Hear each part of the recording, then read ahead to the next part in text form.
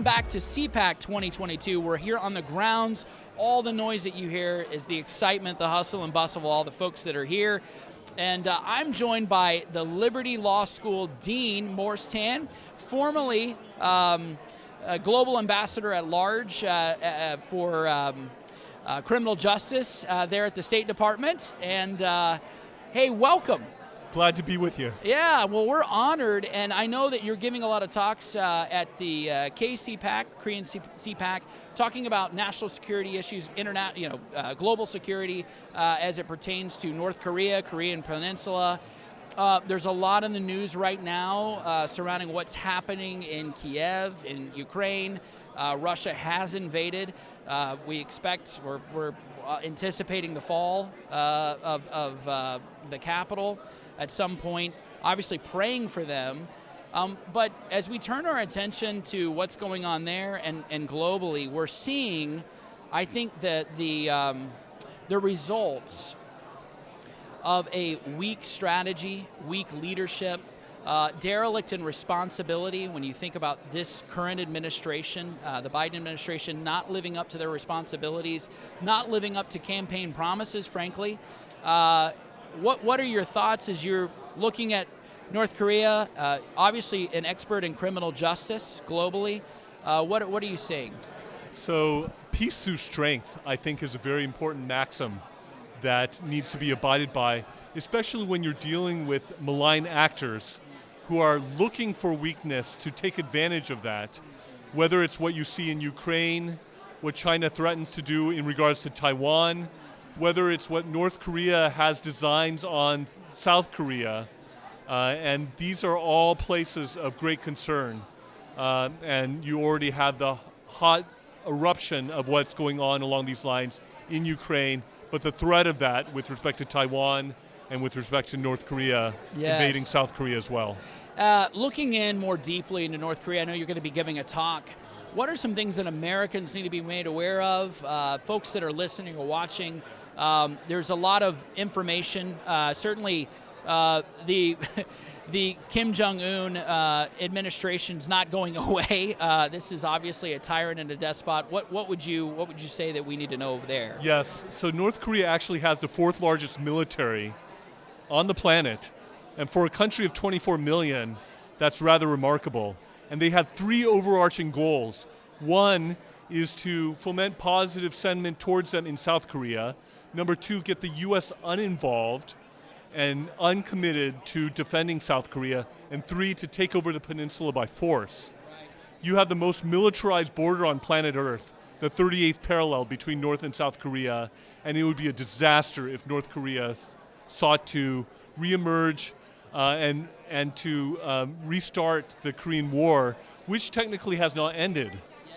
You have only an armistice agreement, which North Korea has violated many times, and so it's actually reverted to a legal state of war. And there is a congressional attempt to try to unilaterally declare peace on the peninsula, which is a very bad idea. It's the same sort of thing that you were referring to earlier. This would be an invitation for war rather than by having this sham peace, and to weaken the commitment, because South Korea potentially could then take that and say, we don't need the UN High Command in South Korea, we don't need US forces to defend us, and that would be an invitation for North Korea to invade. There's the NATO, North Atlantic Treaty Organization, there's also the Southeast, ASEAN? Yes, and so what co-belligerencies alliances exist? Is there military preparedness when you think about Japan, South Korea, Taiwan, others? Would they be ready to defend themselves if attacked without any U.S. help? I think the U.S. deterrent commitment is the biggest deterrent to an attack, and so that's crucial. Having said that, the U.S. has helped to build up the preparedness of Taiwan, of South Korea, of Japan as well, who are all being armed and prepared by the U.S., but it's that U.S. commitment that is the single biggest deterrent in all these places. Absolutely. Obviously, we've seen with a growing China how much money is being poured into media, Their campaign, obviously, for public relations here, using Hollywood, using celebrities, using pro athletes, not to, frankly, to call any attention to the human rights atrocities going on in China. Is there something similar happening in North Korea, on the Korean Peninsula?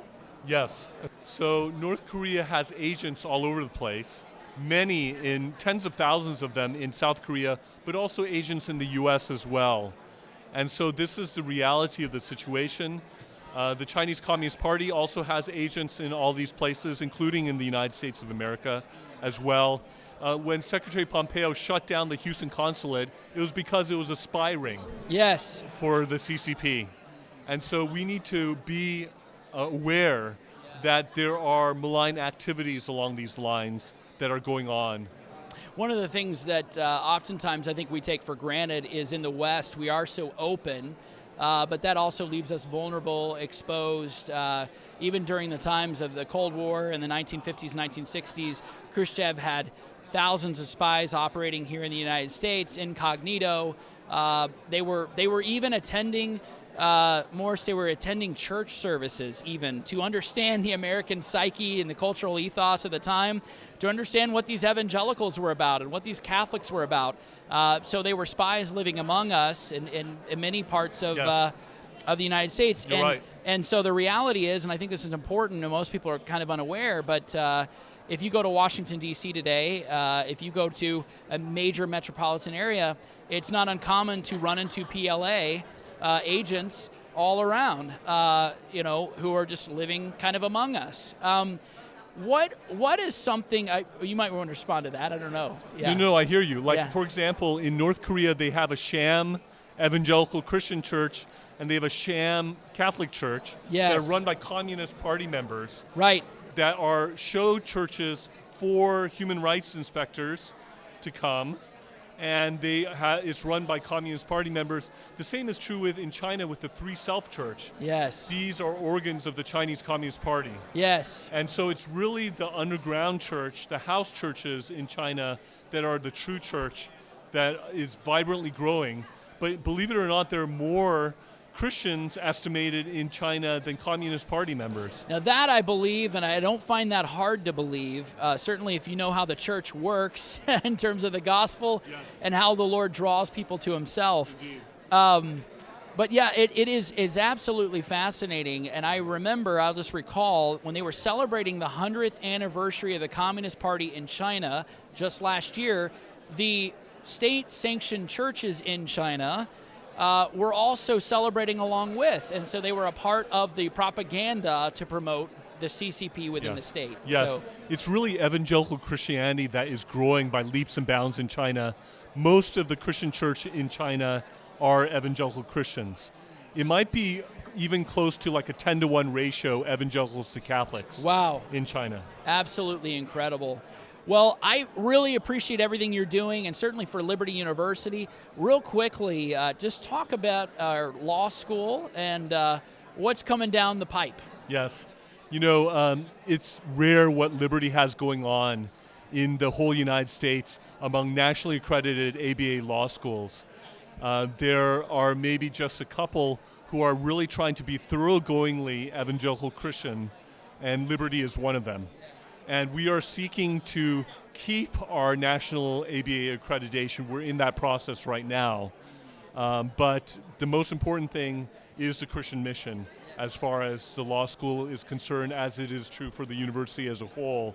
And that is what excites me the most and what I'm most committed to with respect to the law school. I'll just add one more to this, and I'm looking out and surveying the various legal challenges along state and federal, local, all kinds of civil rights cases where Christian attorneys are needed, and we don't have enough. We need to be deploying new ranks and a new crop of young people who are just excited about the gospel, but excited about the Constitution and defending our first principles as believers. So it's important that we have the freedom of speech and freedom of assembly and the freedom of conscience. Really, cognitive liberties now are being challenged. And you think about leftist authoritarianism and where that's going in the cancel culture.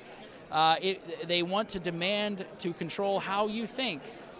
So more and more, we're in need of Christian attorneys and a new crop, a new generation of young attorneys who understand the times and what to do. That's exactly right, like the men of Issachar, Yes. as it talks about in scriptures. Yes. And we're raising up and sending them out wave after wave every year. Amen. Well, thank you for all you're doing, and thank you for joining us. Glad to be with you.